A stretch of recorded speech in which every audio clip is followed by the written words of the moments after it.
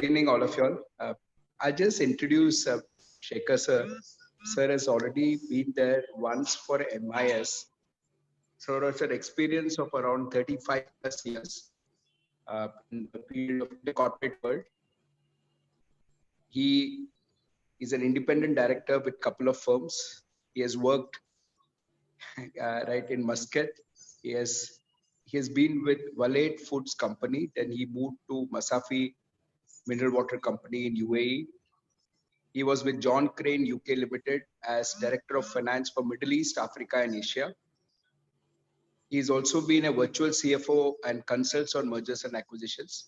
From September 2006 to September 2011, Sir was General Manager of Finance with Shapurji Palunji and within the group. And currently, Sir practices as cost accountant in various fields and is also a partner in Joshi Apte and Associates Cost Accountants. By qualifications, Sir is an MCOM, LLB, FCMA, and MBA. Experience, I repeat again, is 35 plus years.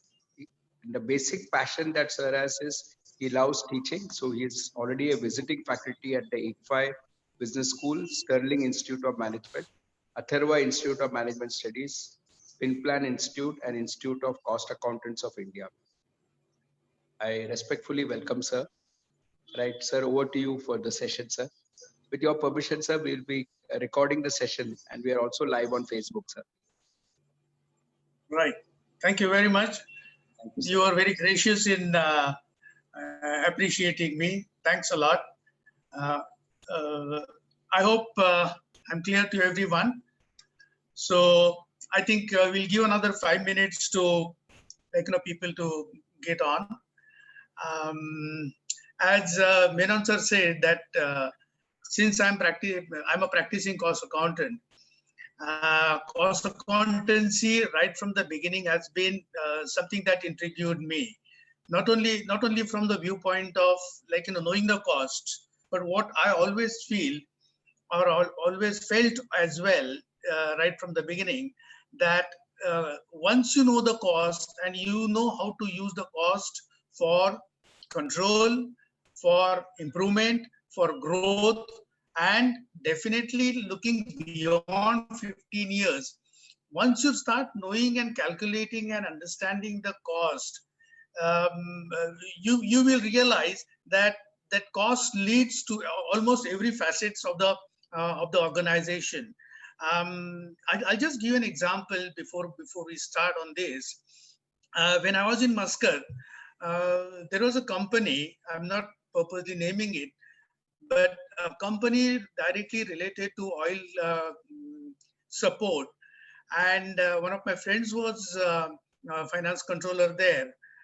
That was the company. Can you believe that the company in 1 year announced bonus of 18 months of salary? And I never heard of this. And then when we did a little bit of study and discussion with friend of mine, he said that Shekhar, even if you have to take your car, your company car, from office to the gate of the company, you have to have a signed approval for cost that is being incurred. That financial controller was also cost accountant.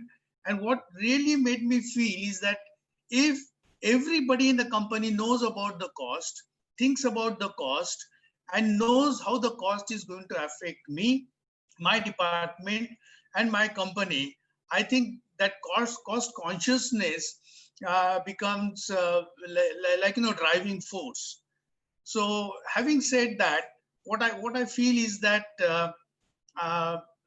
we must differentiate between costing or cost and expenses. Now, these two terms are many times interused for a general knowledge. However, cost is something that is incurred for getting benefit out of it. Expense is generally money going out for what you have done in the past. It's a very general, very loose definition. But as we go through the concept of these costs related to organization, related to profitability, and related to growth, we'll see how best these costs are understood by the people who are in the industry, not only the promoters and owners of the company, but also every person, every stakeholder that is related to seeing that well-being of the company. Now, what we are limiting our discussion here is practical costing applications, which at the moment are going to talk in general about the costing. Now, as Menon sir said, we will be having a series of discussions and presentations on practical costing, wherein costing will be discussed separately for service industry, separately for manufacturing industry. In fact, very interestingly, in 2017, Ministry of Corporate Affairs introduced that all the health services, obviously it is applicable only to the companies, not the hospitals or small thing that is run by trust and private personnel. But even the health industry is falling under the cost audit, which makes a lot of difference. I have done a couple of surveys on that, but we'll talk about it later on. So talking about costing, this is something very interesting that, and we don't know how serious this can be. 9 out of 10 programs have cost overrun. Any project, I mean, whoever is listening to me now, have you seen or heard any project, any expansion project, or any production that hasn't gone over the cost? Because many times, whenever we quote for any product, any project, we have an estimation done. But I'm not saying cost overrun resulting into losses, but definitely it is very difficult to have cost under control. And the general observation is that 9 out of 10 programs have cost overrun.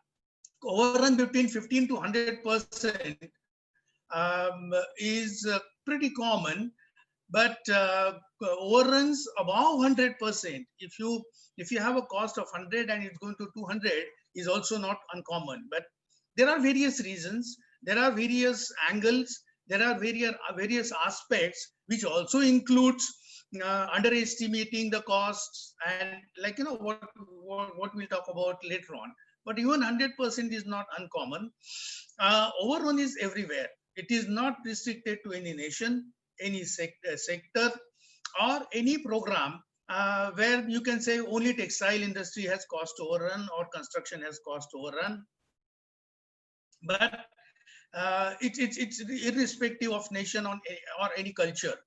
Now, costing comparison, costing targets, etc., has been officially recorded for last 70, 80 years or so. And there is no really any tangible improvement in managing your costs. So it has its own nature. It has its own what you call characteristics. And as I said earlier, that various aspects do contribute to these cost overruns. Very few organizations, including multinationals, very few, they have a track record of being able to manage the cost. But such people does not exist and are important to learn from. They have foresight, they have experience, and they have something that keeps them on the tap for controlling the cost, taking corrective actions, etc., etc. So what I feel, cost overrun, why costing is important, is cost overrun is not uncommon. It doesn't mean that it should have a cost overrun. However, cost overrun should be controlled. 70 years records is not good enough. However, with improved technology, with computerization, and certain cost accounting standards, including cost accounting standards, are making it a little more visible as to where the costs are likely to be. I'm sure you have heard of Accounting Standard 7, which is AS7, and which is for construction industry, which is a very good example of cost controls and minimizing the cost overruns. Having said that, just to give an example, I have picked up some big projects. These are international projects, and I will tell you in the end what the peculiarity is. That Suez Canal, of course, one of its kind. They never knew what's going to happen. They never knew when they start exploring and connecting two continents, what's going to happen. But its cost jumped up to 19 times. Of course, governments were involved. They were at some point, they were thinking of like, is it really feasible and visible to do that? Sydney Opera House, one of the most spectacular things, 14 times, 1400%. Then Concorde Supersonic, I mean, these two countries were involved. They wanted to develop supersonic aircraft, 11 times cost overrun. So on and so forth. Panama Canal, probably like an only 200%, a reasonably acceptable level. Humber Bridge, 175%. And surprisingly, Chanel Tunnel, which is connecting UK and France, has about twice the amount spent on their original costing. So what is important is that, as I said, these are the projects which are handled by the governments, which is the peculiarity. However, the projects handled by individuals or corporates do not have anything more rosy to appreciate that. But what is important is that these government projects, sometimes they were one of its kind. They were probably taken care of by the governments which were involved in that. But having said that, we must realize when the government start the project, they must have consulted the best of experts. They must have consulted the best of managers. They must have employed best of techniques. They must have deployed best of personnel. In spite of that, and coupled with unexpected changes, unexpected problems that probably they have faced, it has resulted into a reasonably very high value of cost overruns. Now, there is something which I would like to ask, or I would like you to ask yourself, is that how many times does our mother, I'm talking about people who have seen olden times, like, the mother used to run the house, but how many times have you seen the mother coming back and saying that I don't have money to spend on, food?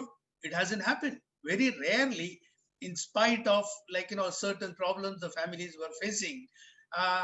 This is something we have to learn from. I mean, we always have been told that whenever you have big problems, go back to your basics, go back to your mother, go back to your grandmother, and find out how the problems were solved. So having said that, yes, there are basic things which need to be taken care of. There are basic things, basic costs which are there to run the company, to run the household, which will have to be identified, controlled, and properly taken care of. Now, this is what is leading us to think about what is costing then. What costs are we talking about? There is no definite definition of costing. Some say that it's a management of cost related activities achieved by collecting, analyzing, evaluating, and reporting cost information for budgeting, estimating, and forecasting and monitoring.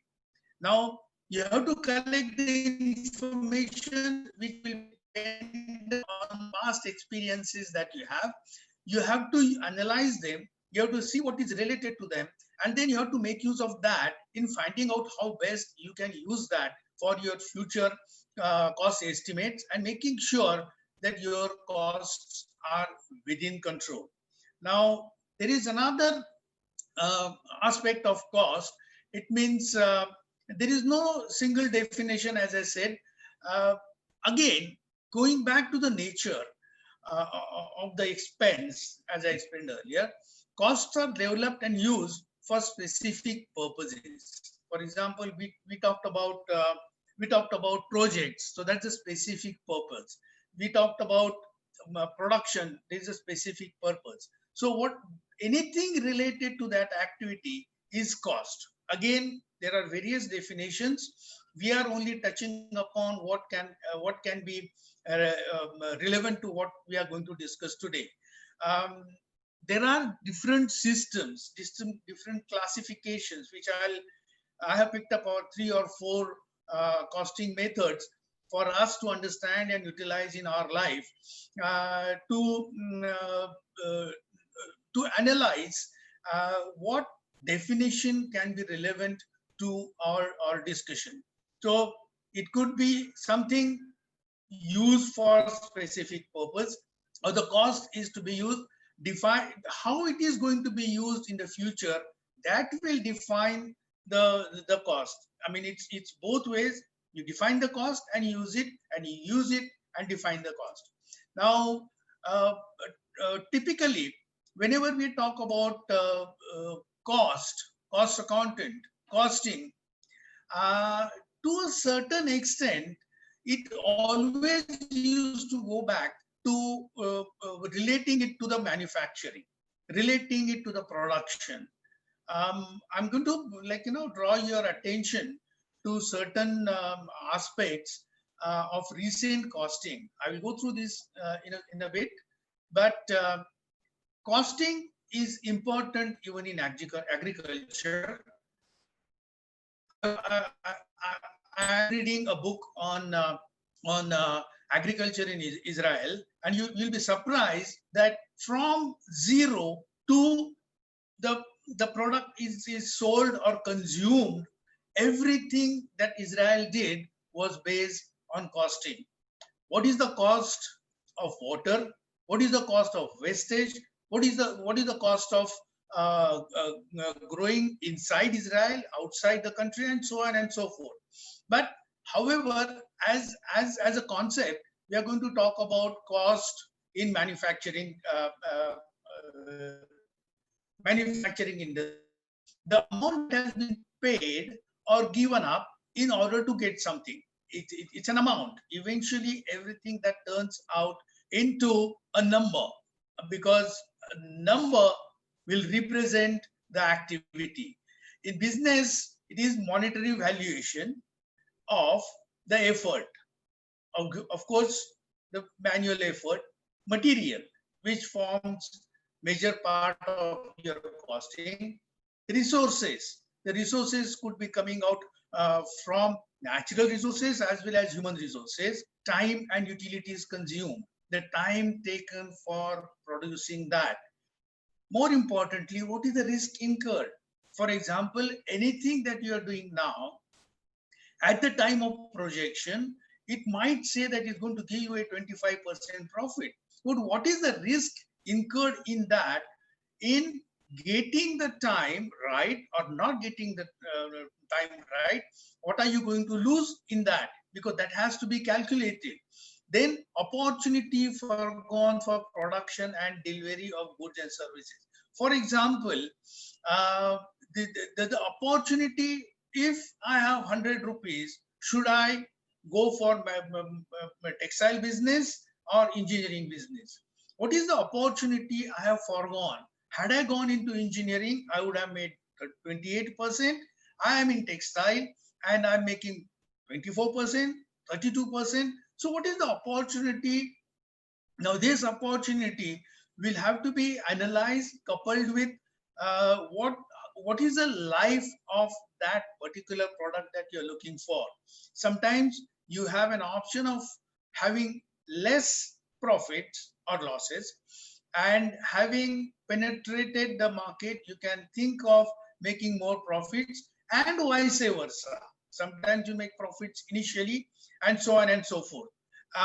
as I mentioned earlier, all expenses are costs, but not all costs, such as those incurred in acquisition of income. So all expenses are basically costs, but all costs are not necessarily expenses. This I have explained earlier.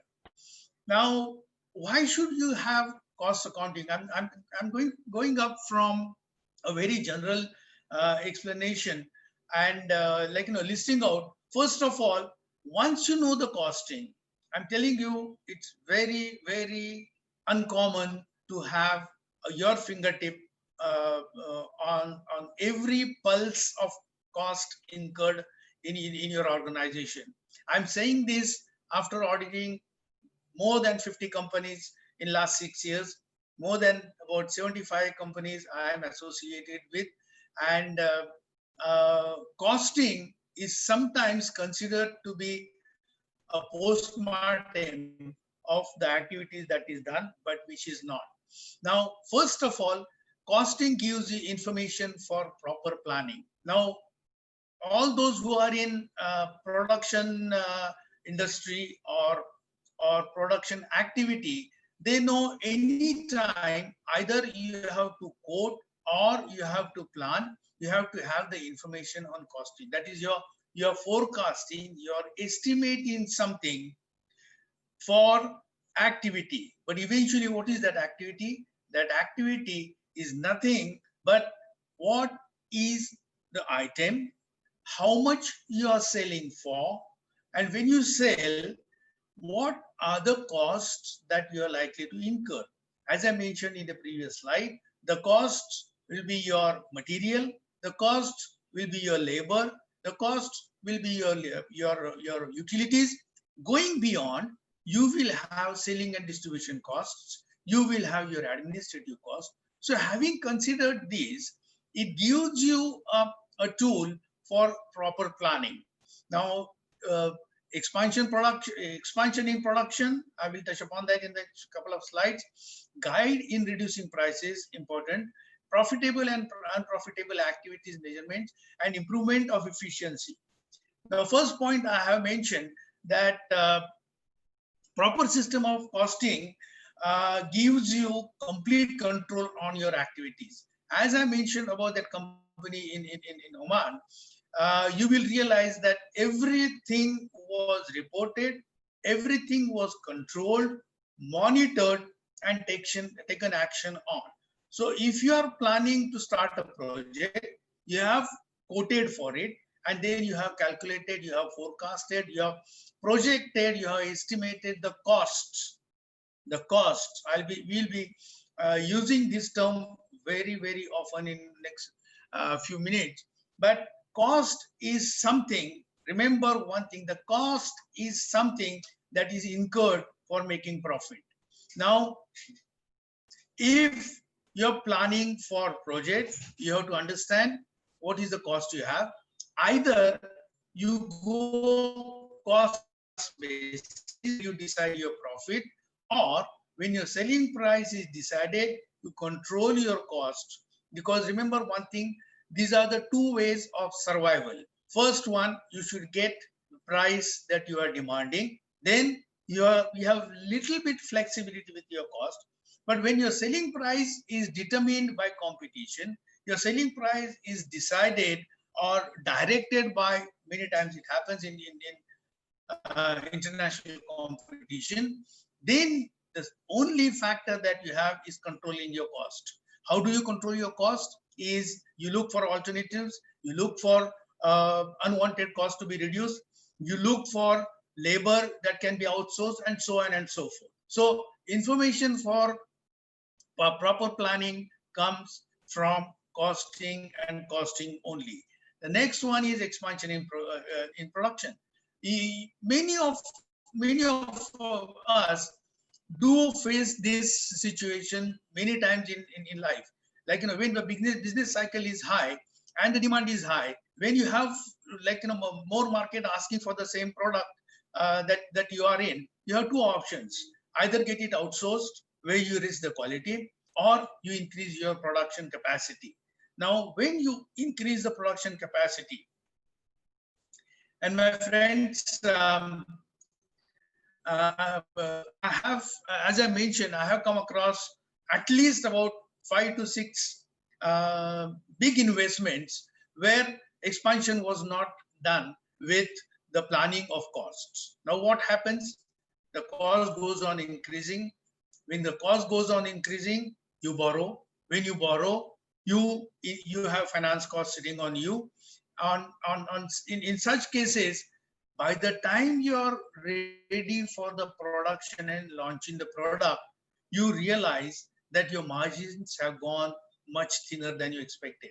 So for expansion in production, you need machinery, you need people, you need land, you need at least 10 to 15 years planning, and that can be done easily by ascertaining the costs. You ascertain those costs by comparing with previous projects, comparing with the competition, consulting the experts. But expansion should be done after taking into account uh, uh, the costs involved and making it possible by monitoring it completely. The third one is reducing prices.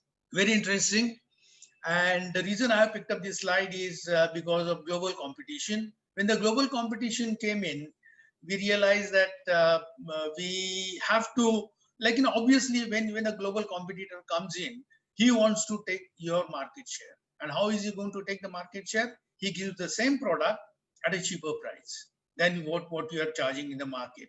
Why customer should go to international player is that he gets assuming your quality is local quality, but the pricing becomes the most important criteria for you and your customer to think what product he should be buying.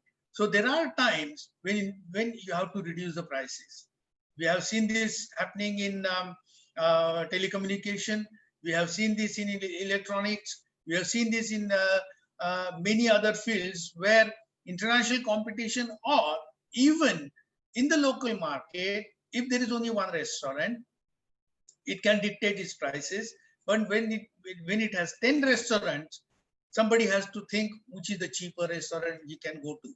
So for that, again, think of expenses, think of costs, think of avoidable costs, think of replacement costs, and see how you can maintain your profits and customer base by reducing the cost. So again, your reduction of cost results into profit.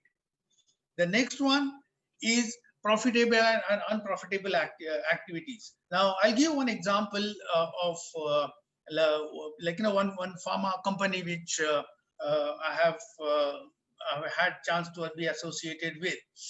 That you have 50 products, then you go on producing the products, marketing in the market, then your competition comes in, you probably are lagging in introducing more products or attracting more market. In that case, you have to decide what is the best position for you. This also talks about doing the product costing, doing the right activity to ascertain which products are profitable to you, which products are loss-making to you, or even which products are making less profits for you. Now, think about these situations, and then there are certain options that you can think of. The first option is obviously find out the cost. Secondly, see if the costs are avoidable. One of the things which we realized there is that there was a product which was available if the product was outsourced from a different supplier. So make or buy decisions for your market retention, because the moment you reduce your number of products in the market, your visibility is less. So identify which are the profitable and unprofitable product. Take a call on doing it yourself and engaging your capacity.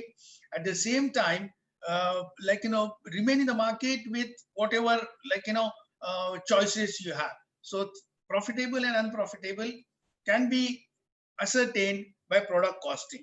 The next one is measurement and improvement in efficiency. This is something very, very important. I have been professor of, I always profess this, of advantages of cost accounting, because remember one thing, no financial analysis, unless it is directly aimed at it, we talk about the efficiency.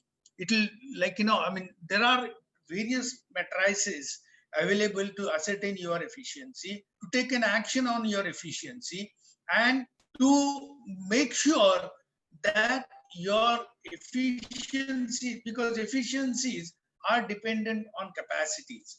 The capacities could be your installed capacity, your actual capacity, your available capacity. For example, you can have a taxi. A taxi carries 4 passengers. But if you're not getting more than 3 passengers, and you have done your costing based on carrying 4 passengers, which only 3 passengers are paying you, you're losing 25% of your capacity. If the products that you are thinking about producing have certain products which are less profitable, and then you are discontinuing, you are going to have a capacity which is not used. Think about utilizing that capacity in a different way. Now think about the efficiency that can be achieved.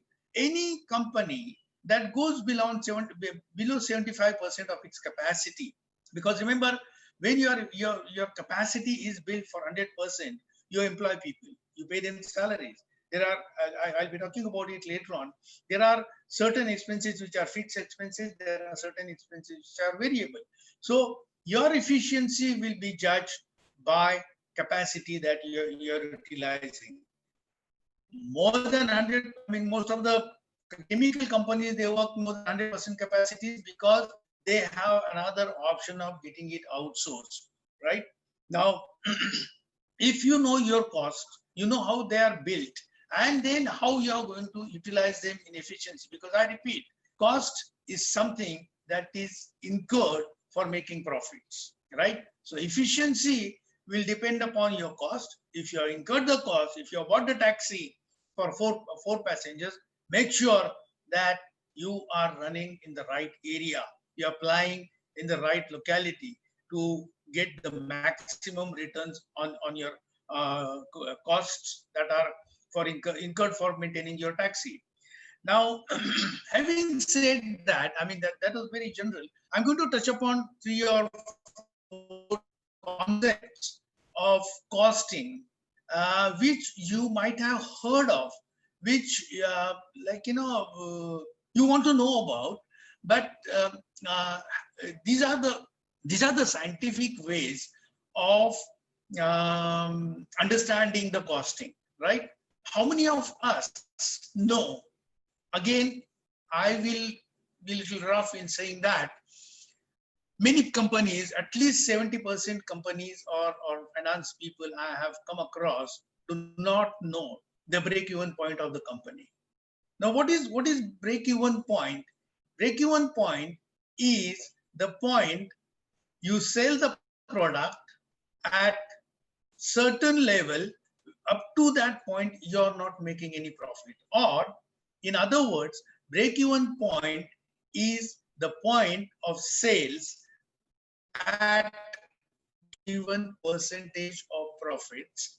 It's a point when there is no profit, no loss. Or I'll show this again with different equations. But to understand what is your break-even point, which is a scientific way, I'm not saying it is 100% right, but which is a scientific way of understanding what is the minimum level of volume that you should achieve at what profit percentage. But to understand that, you have to identify what are the costs that are fixed to you, what are the costs that are variable, in the sense they vary when your sales varies. If the sales goes up, typical example is raw material. Typical example is power. I mean, of course, to a certain extent. So variable costs and fixed costs, the bifurcation of these costs, and believe me, it's not easy. It's not easy. I'm from my experience, I'm pretty sure that there are certain costs on which two people will have different opinions. Now, once you know what is your break-even point, which is no profit, no loss point, what are you going to use it for? Is you're going to use it for new orders. If your capacity is underutilized, you're going to utilize it for, we will see the techniques how it can be utilized. Secondly, thirdly, you can beat the competition. You're probably, once you know that which is the point below which you cannot go, because fixed cost, variable cost, and break-even points are going to give you various other facets of your balance sheet, which will be what is the percentage you are making profit, what is the level that you are making profit, and how best you can utilize that to beat your competition. Can you enter into another market? Because this is exactly what, as I explained earlier, this is exactly what your competition has done when the global players came in. They realized that they have to enter Indian market, so they lowered their cost. How did they lower the price? Sorry, they lowered their selling price. But how did they lower the selling price? They worked on certain strategies by which they knew that their main capacity was used for their XYZ market. And when they were entering into Indian market, they were thinking of selling it at certain price, but not below their cost. Next one about break-even point is the new products. You can launch new products. You have to have your own existing costing of product, costing of new products. You have to have margins that you are going to achieve in new products, and then you can find out new products, how best they are going to be part of your profile to contribute more in the new markets or new area that they are looking at. We'll touch upon this with some examples. So the first thing any company, any promoter, any manager, any general manager, or even the department manager should know is what is my break-even point. What is the minimum, at what margin I should be selling. So yes, we are talking about break-even point, for which most important thing that you should know is your cost analysis and division of fixed cost and variable cost, and then using the technical scientific method to arrive at that. I repeat, there is no final version of technicality on this, but it gives you an idea what best you should be reaching to make your company start making profits. Now, with break-even point, the concept of break-even point, then there is something called marginal costing. Marginal costing is nothing but where you cover your variable cost. Again, you have your fixed costs covered with your existing portfolio. You have to go either for a new market or new product, or you have to introduce something where when you cover your variable costs, you can do that marginal costing. Now let's take a couple of examples here. First of all, when you're bidding the project, if your company is already having five projects, of your cost, then you can enter into sixth project where either you can have lower margins or you can cover your variable cost, which gives you an entry. Because remember one thing, this is not okay. So the next marginal costing, again, knowledge of break-even point is more important. Simultaneously, the breaking your cost into fixed and variable, understanding the concept for marginal costing for your new product, project, new market, which will cover variable cost. marginal costing and this concept is very, very important. New orders, winning projects, new markets. That's where you can use marginal. So first one was break-even point. Then using break-even point for marginal costing. And the third one, again, there are lots of concepts of costing. I picked up only 3 of them to understand, like, how we can utilize them for decision making. Because remember, costing is one of the best tools of decision making, and making budgets, making forecasts, and making it successful. Now, target costing starts with cost recovery, which what cost is, for which you have to understand how the cost can be controlled, for which you have to understand if there is any history available, how you are going to utilize this, and make sure that you decide what the target selling price is. You decide from that particular selling price what is the profit you are expecting for yourself, and then you decide revenue minus profit should be your costs. So beating international competition, this is probably one of the targets many times that you have. Many times your selling price is decided or directed by market or competition. And then think about a new product launch where, you want to have introduction to the market or product, and then you have to make profit out of it. What is the best example of target costing? Right? I'm sure you must have seen this. This was one of the best examples of target costing. Of course, auto industry is very competitive. The entire, chain that is related to production and bringing it to the market. Nano, of course, we know what has happened. It's a history now. But the study done for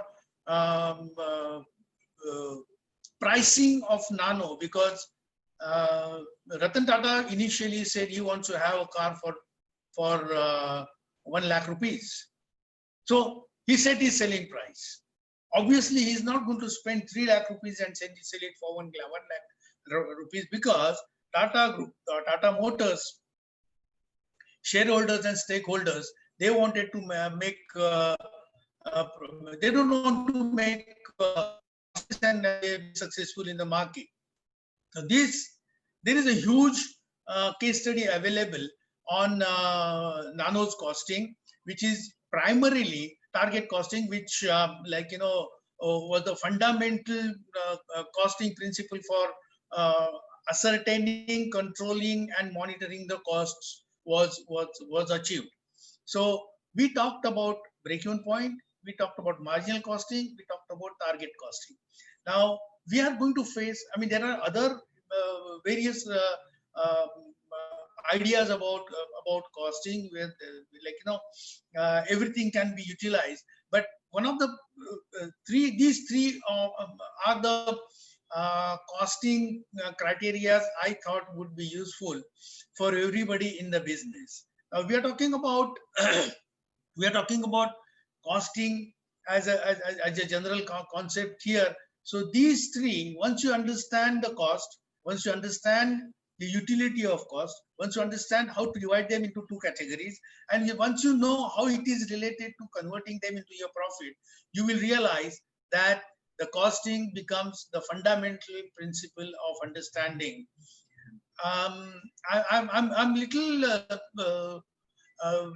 biased towards costing, because I always don't like making profits out of avoiding taxes. I'm not saying avoiding in wrong sense, but many times you would have seen that the government comes for right reasons. Government comes with certain ideas of tax-free zones, but you will also realize most of the tax-free zones close when the tax facility is withdrawn, which is not right. So going back, understanding costing, utilizing your efficiency, utilizing your capacity, and converting it into the best use of your company is something that like you can directly relate to costing and understanding. When you understand that the costing is directly related to your profit and the health of your company.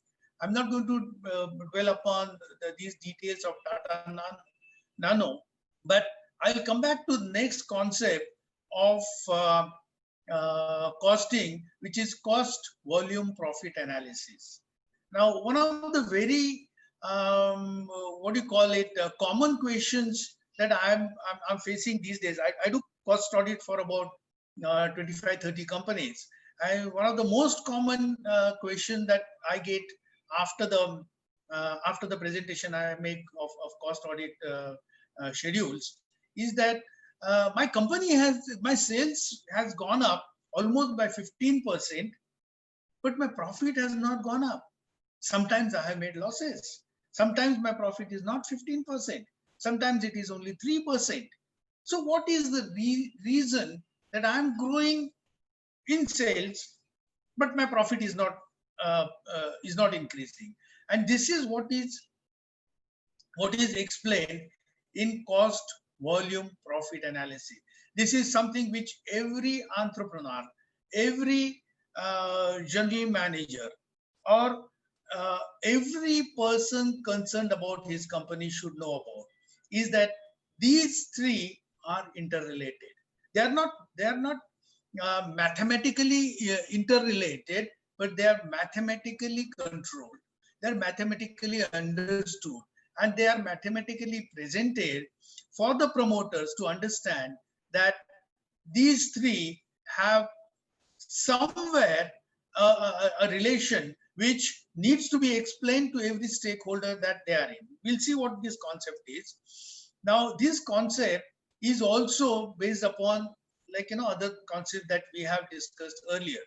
Now, various variants of explaining profit. What is profit? It's a revenue minus flexible cost minus capacity related cost. What is capacity related cost? These are the fixed costs. What are the flexible costs? These vary with your sales volume. Or it is unit sold multiplied by rate, and then it's the same equation where capacity costs are deducted from there. Or unit sold multiplied by revenue per unit, flexible cost per unit, then again capacity cost. Then profit could be equal to units sold into contribution margin. The contribution is selling minus variable cost. It's a contribution. So there are different ways of interpreting what the profit is, because eventually every organization has one undisclosed, unexplained motto, which is making profit, because without making profit, company is not going to get into future. So cost, volume, and profit. So this is how profit is looked into. I might go a little faster here, but for understanding this, we have to understand what break-even volume is. Break-even volume, right? Now here what happened, break-even volume, as we understand, break-even is no profit, no loss. Volume is where the quantity is concerned. What is the quantity at which you will not be making any profits or losses? Now, here the assumption is your margins remaining the same, your costs remaining the same, then you have break-even volume. Remember one thing, as an sideline, what we can say, see, whenever the volume goes up, the prices come down. But it also has impact on your cost, because you get the advantage of buying in bulk at a cheaper rate. Again, this is a scientific way of explaining or understanding, but this is not 100% foolproof formula. However, this works very efficiently to understand where we want to grow and how we are going to grow. The cost volume profit chart is mainly for decision makers to summarize cost, volume, profit information in cost, and how these three are related. Remember one thing, they cover everything, every activity. And once you know what your margins are, either by unit or by gross margin, and how these changes are going to affect your volume changes. Because remember, I mentioned that this is not 100% foolproof. When your volumes go up, you probably make lesser money, but you also get advantage of economy of purchases. There are lots of other things, but understanding the relationship between cost, volume, and profit is very important for every promoter, right? Now, this is something which I think if you plan to draw in your company, it will be very useful, right? Now, this green is your capacity related cost, which is your fixed cost. So this fixed cost remains the same. You employ one accountant, one salesman, the three production people, or whatever it is. You pay them salary, you pay them. So to a certain extent, your office rent, your telephone, and whatever, these are the fixed costs which will remain the same. Your revenue will be growing from zero to a certain extent. Then you have flexible cost. The flexible costs will be costs related directly to your revenue. When your revenue goes up in value, the flexible costs will be going up. Sum total of flexible cost and capacity costs will be your total cost. So when your total cost and revenue will be touching in each other, in your total cost and revenue, that is the time you will start making the profit. So this is your BEP, break-even point. You have to achieve a number at given percentage of profit to start making profit. Anything that you make after this is going to be coming to your pockets. So A, identification of cost. B, identification of, or rather bifurcation of them into fixed or fixed cost and capacity or variable cost, and plotting them generally will give you. Now here what happens in cost volume profit relationship, the cost volume profit relationship, what we will be more keen on is that the moment your volume is going to go up, how it is going to affect your selling price and your cost as well, whereas your fixed cost will remain the same. I recommend each of you have to have this cost volume chart drawn on your probably previous year financials, or when you are doing the budgets for the next financial year. I'm going to go I'm going to skip a couple of slides here, but what we saw in the previous one, we assumed that there's only one product. One product has known selling price, one product has known variable price. But how do we do when we have multiple products? It becomes very critical to understand. I'll give one example here. There was a fish company which, we had to do the analysis with, and it had three products. One product was making 18%. The other product was making 26%, and the third product was making 6% loss, right? It was a processed fish. So when we did the analysis, and remember the owner was fantastic. He was very cost concerned and cost aware. Now, these three products, if you remove the loss-making product, you're going to have higher profits for the company. The interesting thing was when I presented this, and I said, can I have your views on this? He said, yeah, this is fantastic. If I don't do this sales, if I discontinue this product, I will have 26% plus 18%, and this will give me profit. But if I don't have loss-making product in my basket, I don't get the orders for other two. Very interesting. So similarly, when you have multiple products, and these multiple products have different profitability. For example, let's say this particular company has three products, which is lawn mowing, layout design, and other maintenance as a product.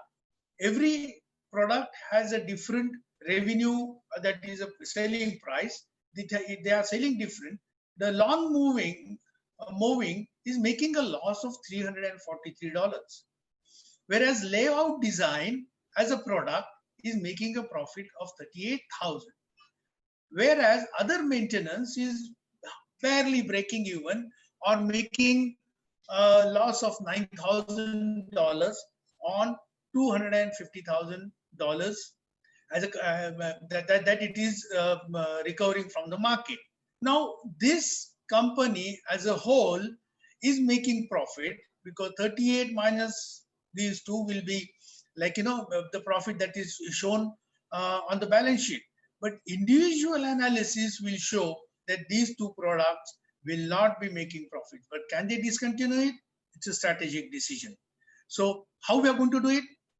Let's see how it can be done. Now, to convert these metrics into more scientific metrics is when we are going to decide what is the CVP for me, cost volume profit for me, is we give weightage to each activity, right? What is the weightage for units sold? What is the weightage for revenue that it generates? And what is the weightage for the fixed cost? Having this converted into scientifically calculated, but remember one thing, this will have to be done much better with much better in-depth analysis of how it is to be done. But when there are multiple products, the multiple products will have to be considered. First of all, they have to be costed individually. They have to show what is the individual profit that you are making, and eventually then you have to find out what is the weightage. As I said about those three fish products, what is the weightage each has on selling, on units sold, in revenues, and how it is going to affect as your contribution margin, as overall margin. Now I'll show this slightly. Break-even quantity of money having 3 lakh or 300,000 rupees as a revenue at 53.6, which is an weighted average. The quantity, total quantity, will be 5653.5. I mean, it's only statistical, but obviously this will have to be converted into real numbers. But this particular exercise will take you what scientifically it looks like. Again, it's not a foolproof 100% scientific method, but it gives you an idea that which product is giving me profit, which product is giving me losses, how am I going to cover it, and even if it is making less profit, what should be my break-even point, what is the minimum that I should be achieving, and what is the minimum that I should be charging. The more are the volumes, probably there will be a drop in price, but you cannot drop as an average, weighted average, below $53. So as I said, cost volume profit are directly related. Cost volume profits are to be understood to a certain extent with in-depth understanding of each activity. If it's a single product, it's easier to calculate. If it is multiple product, because what we have seen is only 3 products, there could be more than three products. It could be one of the audits I did had 3,200 products. So obviously what we did there, that we divided into categories. The categories were divided into something tangible that can be averaged at certain point of time. So average given to us is is giving us these three different activities at what level they should be considered as cost volume profits. We talked about break-even analysis, we talked about marginal costing, we talked about target costing. We tried to understand what is the relation between cost, volumes, and profit, and its relation in our forecasting.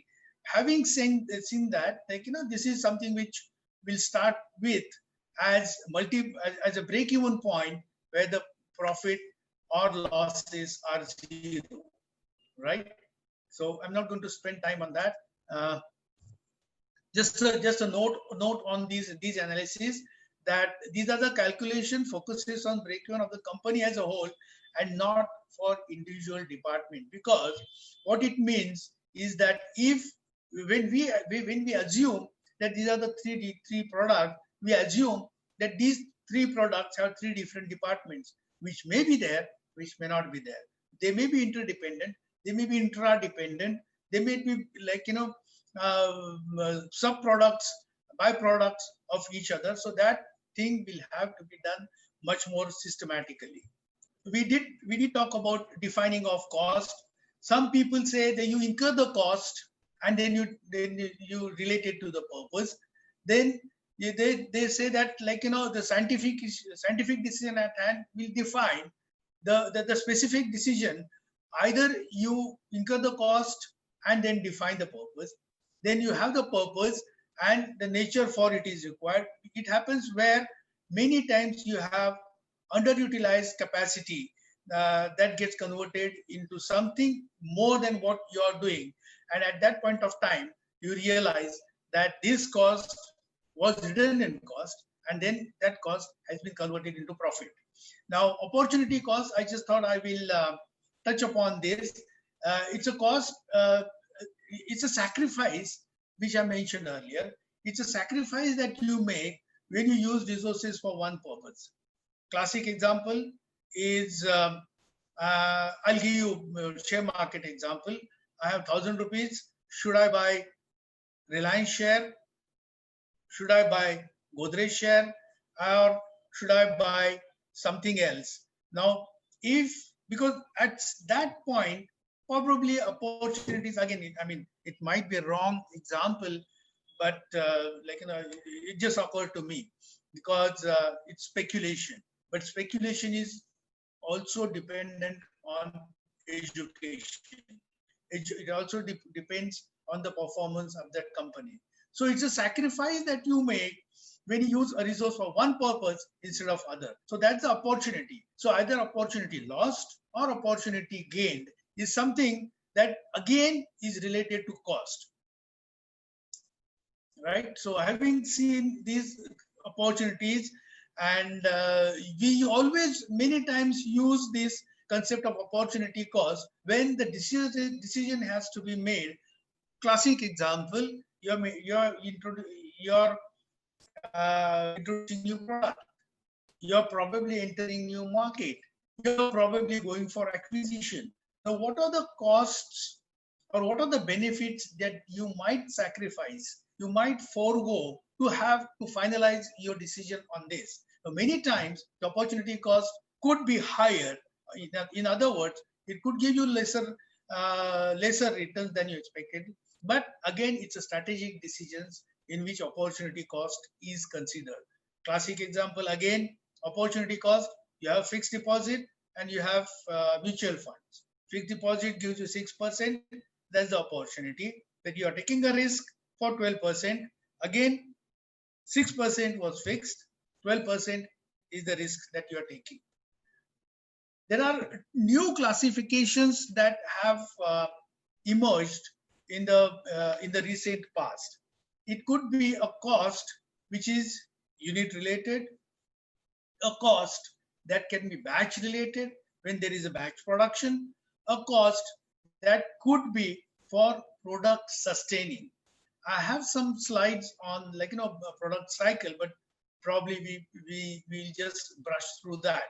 The cost related to unit, cost related to batch, and product sustaining. For example, you have product which needs to be sustained in the market. So you have to improvise it, you have to make it durable. So product sustaining cost, and then customer sustaining. Many times you have to incur certain costs so that you have customer base which does not go anywhere. Classic example, this happens in the construction industry, where you want to grow as a builder, so you keep the existing customer happy and business sustaining. Obviously this is something which you incur, and I'm sure a lot of people have gone through this in recent 6 months, where COVID was making businesses difficult to sustain, but we have sustained because we have incurred certain costs.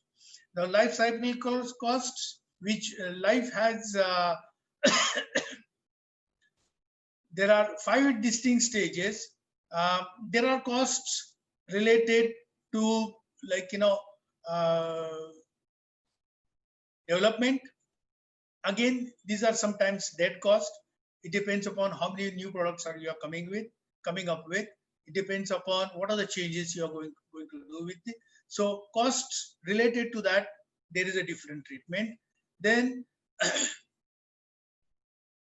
next one is introduction phase. This you have incurred certain amount of cost for developing the product.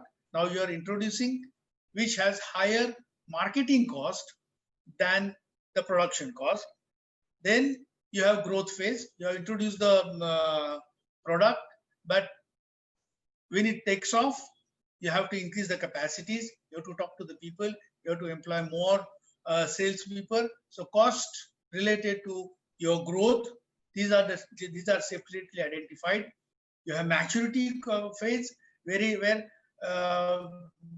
the product remains at certain level, it gets stagnated, maybe because the market cannot absorb more, maybe because your production, your competition has come in, then the price competition is there, alternatives are available, substitutes are available, then you reach a maturity where it remains at that level.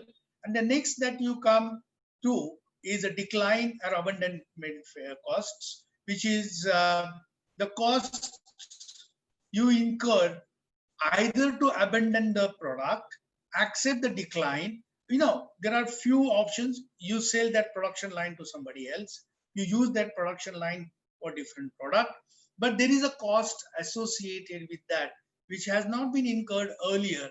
So these are the phases.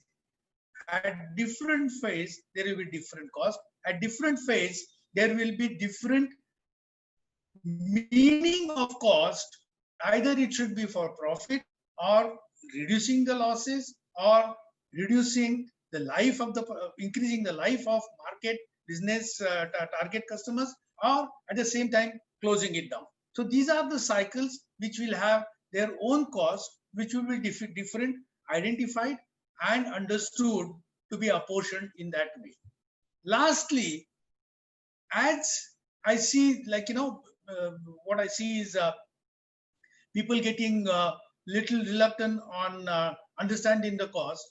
My last advice, last slide, is every time you are into manufacturing or service or anything, identify the cost, separate them, understand them to evaluate use of each cost, right? When it is like they always say in multinationals, when you recruit one, remember one thing, the multinationals have headcount concept, right? They are very, very reluctant to get headcount added as a permanent employee.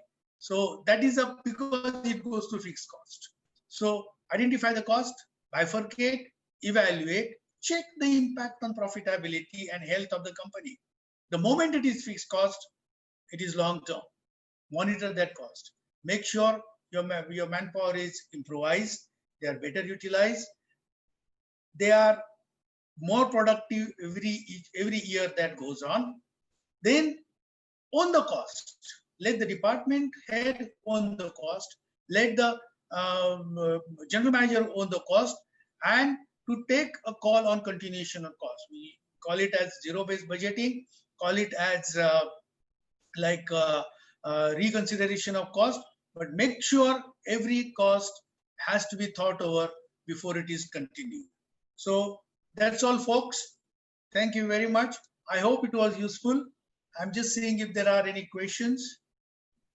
Just a couple of things I would like to add. One is that opportunity cost concept.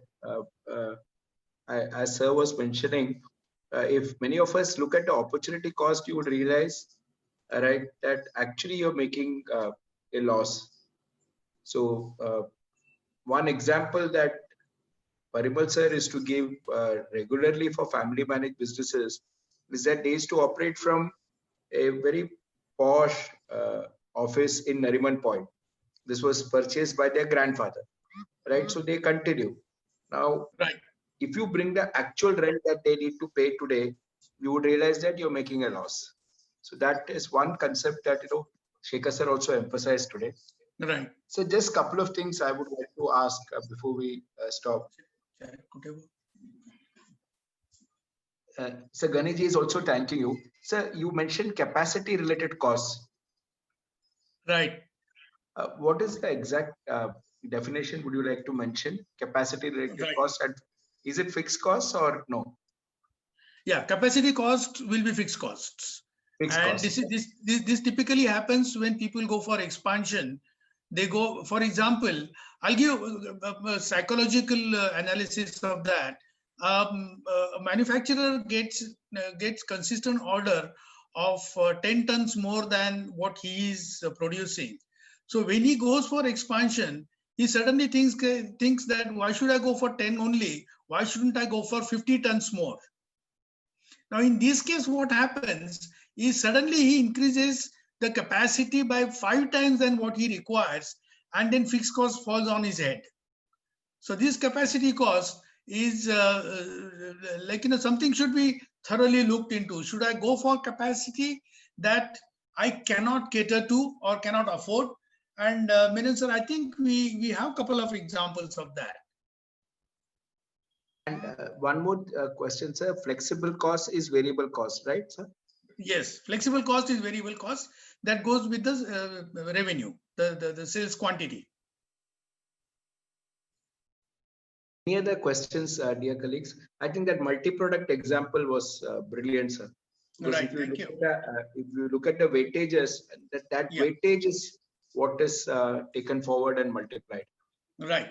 If I may just take 1 minute, not more than that, if you could put that multi-product thing up, just for 1 minute, sir, please. Yeah. Colleagues, I'll just like to reiterate that because many of us are in multi-product. So I'll just take 2 to 3 minutes more. So what was done there, if you realize that multi-product, the weighted average was taken. The weights were the weights that is to come from the revenue. I'll just, sir will show the numbers. Yeah. So that problem. Yeah, correct. Right. Okay, so I just thought I would explain this. So as sir was talking about a fish, and he said that, any product, why we talk about a specific thing, 3 products, the third product may be making a loss. You can discontinue that, you will still make 26% and 18%. Yes, wonderful, Vinod sir, absolutely wonderful. That's perfectly why I was bringing this up. This only layout design is actually making money. Lawn mowing is making loss, and other material is making heavy loss. Right. But moment you take the weights, now please note the weights. Yeah. Now, how did sir get this 0.74? I just thought I'd just draw your attention here. Total is 6,200. Right. 4,600 divided by 6,200 is 0.74. That's right. And similarly, 350 divided by 6,200 is 0.05, so on and so forth. Right. Now, once you get this, what sir has done is he's just multiplied the revenues. Right. So 50 into 0.74 is 37. Right. 500 into 0.05 is 28, so on and so forth. Similarly, for flexible costs, sir has again multiplied by the weightages. Say selling price minus variable cost is contribution. So that is what sir is ending at. Right. So here the key point is to understand the weightages 0.74. How did we arrive at? It's 4,600 divided by 6,200. Right. Lovely example, sir. Lovely example.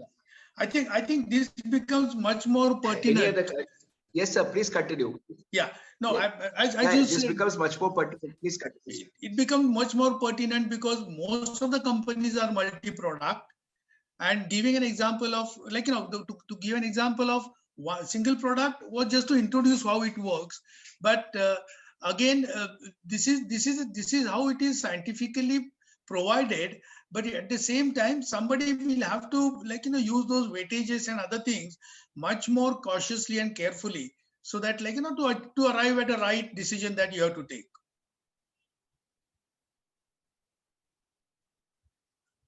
Right. Wonderful comment by Dr. Vinod.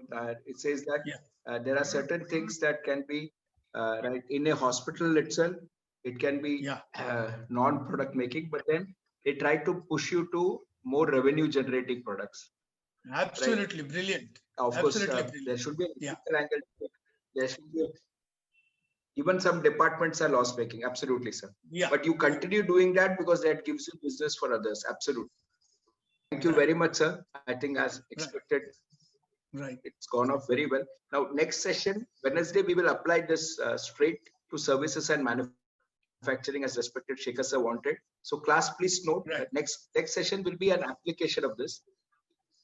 So today, what all we covered, one key aspect is marginal costing, break-even point, and multi-product analysis, and understanding opportunity cost. Right. Okay. Sir, I would request you to make the closing remarks. One before I give it back to you again. Nisha Bete, I've just put my WhatsApp number.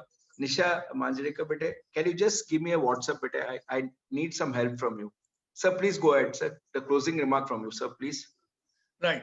There's one question before I close. How long should I wait to draw the graph? Because I need to decide to continue or discontinue the product to reduce making further losses. I'm answering this without typing on it. It's basically a question of market intelligence, market input that you can get, because your losses could be initial losses, and which, depending upon your sales forecast, if you increase the volume, your fixed costs will go down. And if you are covering the flexible costs, you probably will have to. But again, this will entirely depend if it is a new product or if it is in the decline. You'll have to evaluate where it stands, and then you'll have to take a call. I would suggest 6 months is generally the time for you to wait for market to react, or 2 business cycles is something that you should be working on. So that was a good question. Thank you very much. We hope you enjoyed, and we hope, as Menon sir said, that we would like to get it into further details of what we said, but we'll be happy to share our knowledge in understanding and explaining the costing and the use of costing for decision making, for growth, and for your projecting. Thank you very much. One request before we sign off. I request all of you all, Srikud, Shreyans, Karamveer, all of you all, just try and apply it to your firm, Bete, so that Wednesday when you come, you could raise some queries to sir. So just try and apply what is fixed cost, what is variable cost, what is an opportunity cost. Are you doing multi-product costing? Ek baar try kar lijiye, Bete, and then of course sir is there to answer queries. Thank you again. Thank you very, very much. Thank you, everyone. Thank you, sir. Thank you.